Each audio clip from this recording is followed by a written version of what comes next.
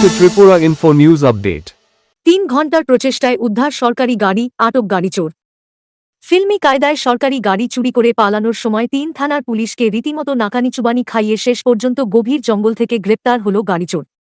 উদ্ধার করা হয়েছে চুরি যাওয়া সরকারি গাড়িটিও। সালেমা থানার পুলিশের ধাওয়াকে কেন্দ্র করে বিভিন্ন এলাকায় তীব্র চাঞ্চল্যের সৃষ্টি হয়। স্যার, এখানে যে গাড়িটা ধরা হয়েছে স্যার, ঘটনাটা কি স্যার?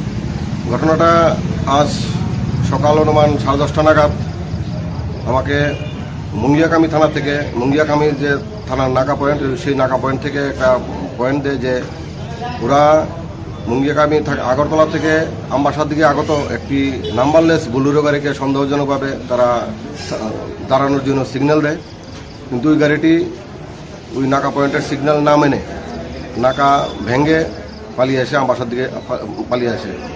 যথারীতি আমবাসা থানাকেও খবরটি জানানো হয় এবং আমবাসা থানা মুঙ্গিয়াকামের থানার গাড়িও কিছু কিছু ধাওয়া করে। সেই সঙ্গে আমাকে খবরটা পাঠানো হয় যে সে নাকি ওই গাড়িটি নাকি কমলপুর রুট ধরে সালামার দিকে আসছে।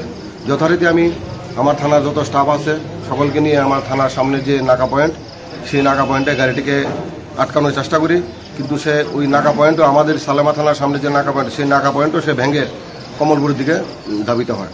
যথারীতি সঙ্গে সঙ্গে আমরাও আমাদের গাড়ি নিয়ে এসে তার কিছু কিছু ধাওয়া করি। কিছু ধাওয়া করার পর ওইদিকে শান্তিবাজার আমাদের স্টাফ আছে, ওখানেও আমরা বার্তা পাঠাই সঙ্গে সঙ্গে যে করে হোক গাড়িটাকে আটকানোর জন্য। এদিকে শান্তিবাজার পার্টিও বাজারের মধ্যে এবং পুরো রাস্তা ব্লক করে রাখে। যখন ওই গাড়িটা শান্তিবাজার গিয়ে পৌঁছা মাত্রই দেখে যে বাজারের মধ্যে রাস্তা ব্লক, তখন সে আবার বেক করে আসে। এভাবে আমরা তার কিছু ধাওয়া করতেছি, সে বিভিন্ন জায়গায় রাস্তায় ঢুকতে থাকে, ঢুকে আবার ঘুরিয়ে এনে এইভাবে ঘুরতে করতে করতে তো শেষ মুহূর্তে সে মেহেন্দি সালেমা থানা আন্ডারে মেন রুটে ঢুকে, তখন মেহেন্দি রাস্তাতে গিয়ে এসে আমরা গাড়িটিকে আটক করতে সক্ষম হই। গাড়িটিকে আটক করার সঙ্গে সঙ্গে সে গাড়ির ড্রাইভার গাড়ি থেকে লাফ দিয়ে নেমে জঙ্গলে লুকিয়ে যায়। সঙ্গে সঙ্গে আমরা জঙ্গল সার্চ করে ড্রাইভারকেও ডিটেন করি এবং গাড়িটিকেও ডিটেন করি।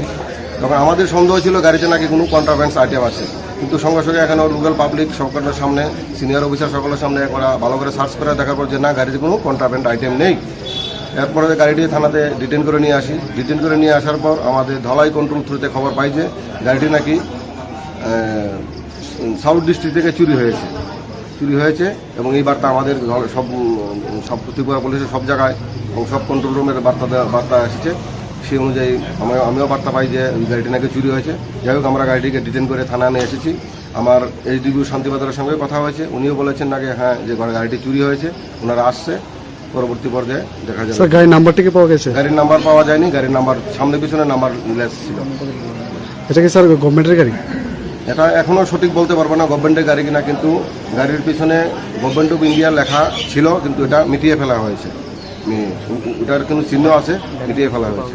আর গাড়ির মধ্যে অন্য কিছু পাওয়া যায় না? গাড়ির ভিতরে অন্য কোনো কন্ট্রাভেন্স আইটেম বা সন্দেহজনক কোনো কিছু পাওয়া যায়নি। কিছু কাগজপত্র বা আইসিআর একটি ফ্ল্যাক্স এগুলো পাওয়া গেছে।